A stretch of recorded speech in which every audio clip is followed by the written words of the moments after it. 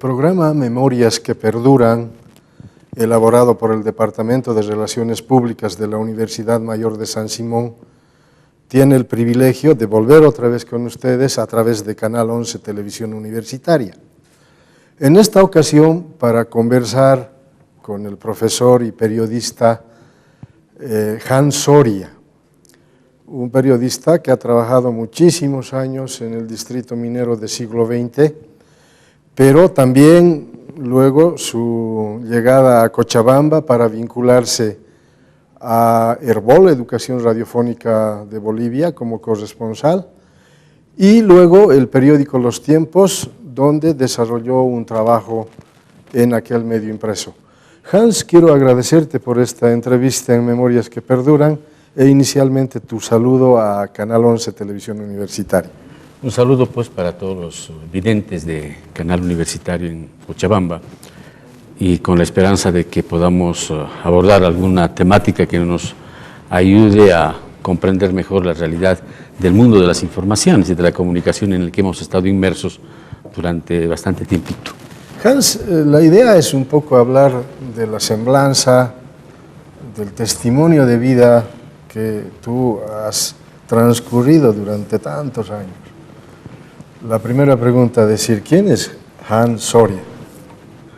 Bueno, es un humilde ciudadano del norte de Potosí, del distrito de las Minas de Catavi, siglo XX, que a la edad de 17, 18 años optó por el periodismo como profesión, como oficio, como un hobby inicialmente, luego como oficio y luego como profesión. En esos tiempos yo salí bachiller del Colegio Junín de Catavi, de la empresa minera más grande con que contó la Corporación Minera de Bolivia, y salí con la ilusión de estudiar periodismo. Pero mi papi, como todo sabio, dijo que bueno, en esa época nadie estudiaba para ser periodista. Y efectivamente no había facultad, no había universidad que forme periodistas. Todos los periodistas que o que ejercían esa función lo habían hecho por experiencia o porque eran escritores y porque al final de cuentas sentían su vocación innata. En esa línea están todos los escritores hasta ese tiempo, por decirte, hasta esos años. Estamos hablando de 1970, 71, 72, en plena dictadura de Banzer, donde la mayor parte de los periodistas no había tenido formación académica. Y si había alguno, lo había obtenido en el exterior. Entonces yo correspondo a la camada esa de periodistas autodidactas, empíricos, sin formación académica, con harta voluntad por el oficio, amor al gremio y el deseo de poder ser un interlocutor válido entre la sociedad y el Estado, ¿no? Nosotros habíamos comprendido en las minas que el principal rol de los periodistas era precisamente ser ese, ¿no? El eslabón, el canal, el puente entre los requerimientos de la sociedad civil, que en este caso son los pueblos, y el gobierno central. En esos años todavía no era tan fuerte el gobierno municipal ni el gobierno departamental. Las relaciones entre el Estado y la nación se daban de manera directa entre el Poder Ejecutivo y el pueblo boliviano. Hans, ¿y cómo se da tu vinculación con Radio Pío XII? Bueno, yo fui artista también en algunos tiempos. Entonces en la Pío había necesidad de llevar adelante un programa. Entonces yo presenté mi propuesta escrita. Yo quería hacer cine por radio. En las minas, tú debes acordarte, había una política del cine, pero bien fundamentada. Se estrenaban películas cada día, ¿no es cierto? Y se reprisaban 2 veces a la semana. Entonces teníamos un bombardeo de películas enorme. Y cada quien, bueno, con el correr del tiempo se fue especializando en algo. A mí me gustaba el cine y por lo tanto propuse al padre Roberto Duret, que esa vez era director, hacer cine por radio. En esa época estaban haciendo, y con muy fuerte impacto, los famosos festivales de la canción minera y de la canción protesta en las minas. Y Radio Pío XII era una de las principales auspiciadoras de ese evento. Entonces tenía por misión fomentar un poco el folclore, la música, las tradiciones, las leyendas, etc. Entonces yo había ya egresado del magisterio, me había graduado como maestro de intermedio. Entonces Empecé de manera directa haciendo folclore en La Pía. Y con el transcurrir del tiempo, 1 año, 2 años, bueno, llegó del exilio nuestro querido amigo Jorge Mancilla, Marcial Mancilla, y Marcial se quedó en la radio, se hizo cargo del programa informativo y necesitaba periodistas, reporteros. Entonces, como todo buen voluntario, me ofrecí y aquí estoy, desde esa época hasta ahora, haciendo periodismo, reportajes, todo eso. Haciendo memoria, Hans, tú estabas encargado, además de hacer un programa de reportajes, un programa semanal. ¿En qué consistía ese trabajo? Bueno, era una revista cultural donde se investigaba la realidad del norte de Potosí, se producían radionovelas cortas, se interpretaba, se hacía radioteatro profundo y la audiencia era enorme. Se tocaban un poco las raíces, las inquietudes, las preocupaciones, la razón de ser de los habitantes del norte de Potosí. Paralelamente a ese programa había otro programa que era diario, era de mayor impacto y era de terrible actualidad, era Prisma Radial. Este programa nació precisamente a iniciativa del padre Roberto, quien consideraba que había que ver la realidad de este país desde diferentes ángulos, así como un prisma, ¿no? Había que ver desde los diferentes ángulos la realidad del país y adecuarse a ella. ¿Para qué? Para transformarla, de acuerdo a los lineamientos de la teología de la liberación vigente en ese momento y también de acuerdo a la tesis política de la Central Obrera Boliviana vigente también en esos momentos y que se aprobó en el siglo XX. Entonces, todo nuestro actuar, toda nuestra actuación iba encauzada en estas dos líneas. Eran 2 caballos, algunos decían 2 bestias furibundas, ¿no es cierto? La teología de la liberación y la tesis política de la Central Obrera Boliviana, que se conjuncionaban y trataban de hacer realidad el reino de Dios aquí en la tierra, antes que en el cielo. ¿Cuáles han sido los riesgos de ser un periodista en un centro minero, por cierto, que se denomina siempre como revolucionario? Bueno, las minas después del 52 han sido objeto de mucha intervención política. Todos los partidos políticos han sembrado sus semillas de militantes en las minas. No había un solo partido político que no tenía sus cuadros militantes. Entonces, el sindicalismo en el siglo XX se convirtió en algo así como que la razón de ser de los nortepotosinos. Y como esa realidad imponer un orden, valga la redundancia, el norte de Potosí, particularmente Catavi, siglo XX, Huanuni, Uncía, Miraflores, etc., sufrieron una serie de intervenciones militares por su posición política contraria al régimen de turno. Estamos hablando en esos momentos de las masacres de San Juan, la más dolorosa y trágica del país, sobre todavía la que hay todavía varias incógnitas, varias preguntas que resolver, particularmente de los fallecidos, de los muertos. Hay versiones que hablan de 50, de 80, de 100, de 150 muertos. Yo fui testigo de esa noche de San Juan. Vi en la morgue de Catavi cómo los cadáveres eran amontonados uno encima de otro, ¿no? Yo tendría en esos años mis 14, 13, 15 años de edad. Luego viví la otra intervención del 67, ¿no es cierto?, con Barrientos. Barrientos fue un duro reprimidor de los trabajadores mineros. Luego vino la recuperación de las libertades democráticas. Durante el periodo de Banzer también sufrimos intervenciones militares, particularmente en la Pío XII. Entonces estábamos plagados de esa experiencia, que finalmente se dieron en el 79, ¿no es cierto? Y después de haber logrado las mismas, los mineros, los campesinos, los periodistas en particular no sabíamos qué hacer, porque no habíamos sido preparados ni teníamos noción de lo que era vivir en democracia. Habíamos vivido y hecho todo en nuestra vida contra las dictaduras para recuperar la democracia. Por eso es que ahora, cuando todos viven los beneficios de la democracia, los pocos que hemos vivido el tiempo de la represión, de las dictaduras, no alcanzamos a comprender, ¿no es cierto?, el frágil concepto que se tiene de la democracia. Hans, por tu trabajo periodístico, ¿has sido perseguido, torturado, exiliado, apresado? Bueno, yo he sido varias veces, una vez detenido en la cárcel de Uncía, pero por 2 o 3 días. Era justamente cuando el sindicato de Catavi opuso una feraz resistencia, entre comillas, a la dictadura de Banzer, ¿no? Entonces eran los días previos a la recuperación de las libertades democráticas. Entonces allá tomaron preso a todos los periodistas que consideraban agitadores. Entre ellos habían casi todos los periodistas de las minas, pues, y no solamente de Catavi siglo XX, sino que también de otros lugares. Entonces, después de los golpes, de alguna tortura que recibimos en las celdas de Uncía, nos liberaron al tercer, cuarto día, pero con el compromiso de que no hagamos más radiodifusión. Entonces, no lo hicimos por un periodo de un año, creo. Vivimos en la clandestinidad todo ese tiempo, teníamos que cambiar de casa, de dormir de cama cada día, cada noche, podría decir, porque era la única forma de evitar otro apresamiento, otra tortura y tal vez un exilio. Muchos de mis compañeros periodistas fueron exiliados, ¿no? ¿Por qué? Porque no supieron tomar un poco las precauciones del caso o porque ya era demasiado visible su actuación y habían creado demasiados anticuerpos, ¿no?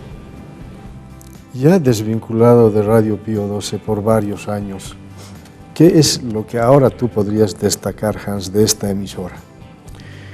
Yo creo que la Pío XII estuve más o menos unos 14, 15 años como responsable de prensa. Yo creo que el mayor aporte de la Pío es haber logrado que los mineros, que los campesinos convenzan a los diferentes sectores de la sociedad civil a que la causa por la que estaban luchando era la correcta, la justa. Los de la Pío entonces se convirtieron, fueron ganados a la causa de los mineros.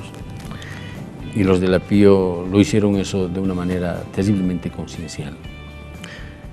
Contribuyeron de manera abierta a la lucha por las libertades democráticas. En los salones de la Pío se hacían las huelgas generales. Las amas de casa salieron en defensa de su radio. Antes la atacaron con dinamitazos, la atacaron con intervenciones, pero después la defendieron a sangre y fuego. La Pío llegó a convertirse en su voz, en su expresión más nítida. Tanto es así que fue una de las primeras emisoras, uno de los primeros medios en acompañar esa gloriosa marcha por la vida y por la paz, ¿no es cierto?, de 1986, que luego concluyó con el cierre de las minas. Pero fue la Pío la que estuvo acompañando ahí. Y creo que el mayor aporte es ese, de ser voz, de identificarse con las necesidades, con los requerimientos, con la problemática del pueblo, ¿no es cierto?, y hacer la realidad y luchar por transformarla. Hoy los medios creo que están un poco alejados de esa realidad, de esa misión que creo que le impone también, porque los medios de comunicación tienen por misión, aparte de ser interlocutores válidos entre la sociedad civil y el Estado, el de interpretar correcta y adecuadamente las necesidades de esta sociedad, ¿no es cierto?, y no convertirse simplemente en retransmisores de algún sistema de opresión o de ideologización, lo que se quiera. Entonces creo que el aporte de la Pío en materia de comunicación es enorme y podría ser semejante al de otras radios tan legendarias de las minas como Radio Nacional de Huanuni, Radio Ánimas del Consejo Central Sur, de donde tú eres más conocedor que yo. Y bueno, yo me acuerdo de esa trilogía de radios que hacían y que en la Central Obrera Boliviana se presentó precisamente una tesis para poder potenciar la radiodifusión. Partíamos del Sindicato de la Prensa de los Centros Mineros de la tesis que fue elaborada justamente con Ernesto Miranda también, de las minas, en el sentido de que había que contrarrestar la realidad que pregonaban los otros medios de comunicación con una realidad que era lacerante.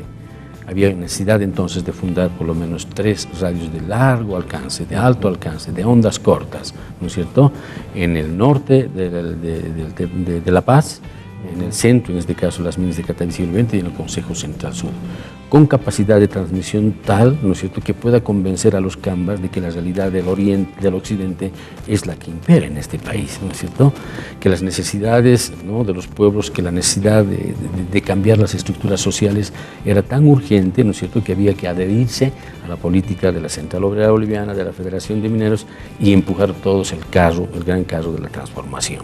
Esta era la tesis, pero ya no valía convencernos a nosotros mismos de que la revolución era viable en Bolivia, sino había que convencer a los incrédulos, en este caso de los valles y del oriente, sobre esa tesis, y para eso había necesidad de fundar estas 3 radios.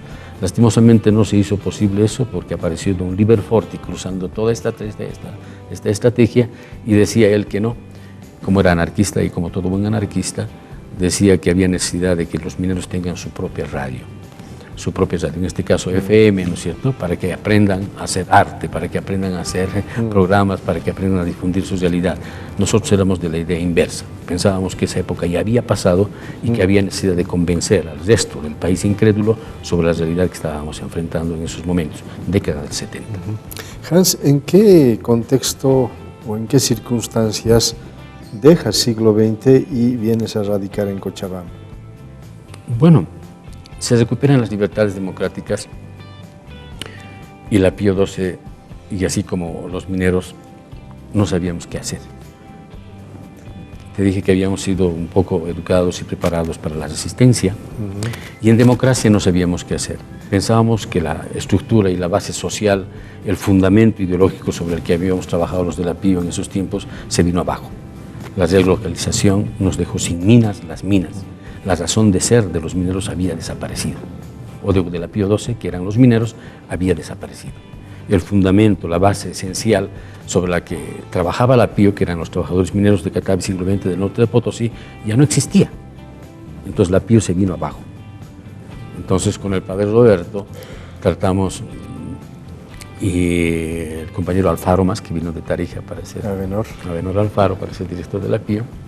Entonces tratamos de interpretar esa nueva realidad para reorientar la función y el trabajo de la Pío.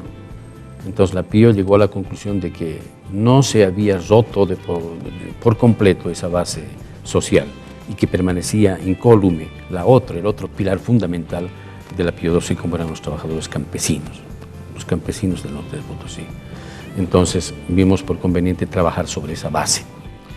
Y esa necesidad, bueno, ya no iba conmigo. Yo pertenecía a una generación completamente diferente, una generación que creía mucho en el poder de los mineros, en la tesis política de la COP y en la teología de la liberación. Y por lo tanto dijimos, acompañaremos el periodo de transformación desde el 86, ¿no es cierto?, hasta el 93 más o menos, y luego ya vimos que nuestra presencia ya no era tan necesaria. Entonces resolvimos venir aquí a Cochabamba, porque también los familiares se habían venido aquí a Cochabamba con la relocalización, ¿no? ¿Y cuál es tu primera actividad laboral que desarrollas en Cochabamba? Siempre en el ámbito periodístico, por supuesto. Estuve 8 o 9 meses sin pega, sin trabajo, y no sabes cómo es estar sin trabajo. Pero gracias a la gestión de CEPRA, a cuya cabeza estabas tú precisamente, se logró la creación de un ítem para hacer comunicación en educación radiofónica de Bolivia, ERBOL, a través del CEPRA, del Centro de Producción Radiofónica aquí en Cochabamba. Ya CEPRA había sido creada en Cochabamba y era una alternativa de comunicación viable. Todos hablaban de ese medio de comunicación como un medio de comunicación viable y alternativo. Nosotros en las minas teníamos referencia del CEPRA, que era algo igual que la Pío XII, ¿no?, transformadora, siempre metida en las realidades nacionales, locales, etc. Incursionamos ahí, nos ligamos al trabajo de CEPRA, pero en el campo esencialmente periodístico. Y logramos la corresponsalía de ERBOL, Educación Radiofónica de Bolivia, y bueno, empezó nuestra tarea hasta el 2000, ¿no?, 1999, reflejando toda la realidad de Cochabamba hacia el país, a través de la agencia de noticias ERBOL y a través de un noticiero que se difundía precisamente todas las mañanas. Y desde Cochabamba, desde la yacta, nosotros enviábamos nuestro informe, que te cuento que era escuchado en todo el país, pero que al mismo tiempo también fuera del país. Nos llegan noticias desde Buenos Aires, donde teníamos unos parientes y una residencia de mineros ahí, que escuchaban y querían saber lo que estaba sucediendo en Cochabamba, en las minas, en todo el país. ¿Y cuál es el salto de CEPRA a los tiempos? Pero bueno, además de un medio radiofónico a un medio impreso. Fue un golpe violento, podríamos decir, fueron precisamente la agencia de noticias Herbol que nos hizo propaganda. Los periodistas o el director del periódico Los Tiempos leía las noticias que mandábamos por la agencia Herbol y que se reproducían en todo el país, al extremo de que el periódico Los Tiempos tenía los servicios de la agencia de noticias Herbol. Entonces leían el material que nosotros escribíamos y, bueno, nos dijeron que necesitaban un periodista que haga eso, pero para el periódico Los Tiempos. Entonces se contactaron conmigo y me invitaron a formar parte de la planta de redactores. Fue doña Amparo Canedo, precisamente la que vino e hizo esa transformación. Ahora, la época de Amparo Canedo en el periódico Los Tiempos es bastante notable también, porque le da un giro diferente. Después de mucho tiempo hay alguien que se encarga en el periódico de hacer seguimiento a los acontecimientos, ¿no es cierto?, de estar cerca de los trabajadores, de la prensa, del periódico, de orientar un poco sus líneas de acciones, desde ordenar, porque hasta ese momento también el periódico habría sufrido varios contratiempos internos, ¿no es cierto?, que le estaban un poco obstaculizando su misión de llegar a toda Cochabamba y de ser la expresión neta de Cochabamba hacia el país. Entonces, doña Amparo Canedo llegó en un momento muy especial para Cochabamba, para la comunicación en Cochabamba y para el periódico Los Tiempos. Finalmente, Hans, para concluir con esta conversación tan interesante, ¿qué ha significado para ti el trabajo periodístico en Los Tiempos? Bueno, yo tengo que sentirme orgulloso de dos medios de comunicación, de tres medios de comunicación donde he transcurrido la mayor parte de mi vida y donde creo que he llegado a ser algún referente. La Pío XII por los 15 años, el CEPRA por los 10 años de trabajo ahí y el periódico Los Tiempos por los 15 últimos años. Entonces, como todo comunicador sin formación académica, pero por una alta vocación de servicio, estamos aquí. Creo que hemos dado un pequeño aporte en materia de comunicación. Habría todavía temas pendientes que abordar. Es el tema del sindicato en Cochabamba, de los periodistas, es el tema de las libertades democráticas, es el tema de la apuesta por la productividad que tiene que haber en el país, ¿no es cierto?, particularmente en Cochabamba, para desechar esa vieja imagen de que Misicuni no es más que Asicuni, ¿no es cierto?, para que ningún proyecto sea para hacer reír a la gente, sino que sea para concretar, para hacerse realidad. Y en eso los periodistas estamos inmersos, somos periodistas constructores, somos periodistas aportadores de nuestra realidad. Hans, finalmente tus palabras para el público que está viendo el programa Memorias que Perduran. Bueno, al pueblo de Cochabamba decirle que creo que en estos últimos tiempos han habido muchos periodistas que no son propiamente hijos de esta tierra, pero que han asimilado la condición de tal para desarrollarse, para hacer familia y fundamentalmente para servir a su región y a su país. Y yo creo que en esta línea hemos estado muchos, partiendo de ti. Ahí están muchos otros hombres que todavía los podemos recordar aquí en las minas, pero con el compromiso de seguir adelante, porque creo que antes que la formación académica, antes que el oficio, que la profesión, está la vocación hacia el periodismo, hacia la comunicación. Gracias, Hans. Realmente ha sido una enorme alegría poder conversar contigo en este programa y rememorar el trabajo que has desarrollado tanto en siglo XX como en el cercado de Cochabamba en el ámbito periodístico. Sin duda que aún hay mucho que hablar con Hans. Prometemos volver en Memorias que Perduran en otro programa donde abordaremos temas que, por cierto, están quedando pendientes. Muchísimas gracias por seguirnos y les invitamos a estar viendo continuamente este programa que busca recoger testimonios de vida, semblanzas, recorridos laborales que sin duda han contribuido permanentemente en el desarrollo del país. Gracias y hasta otro programa.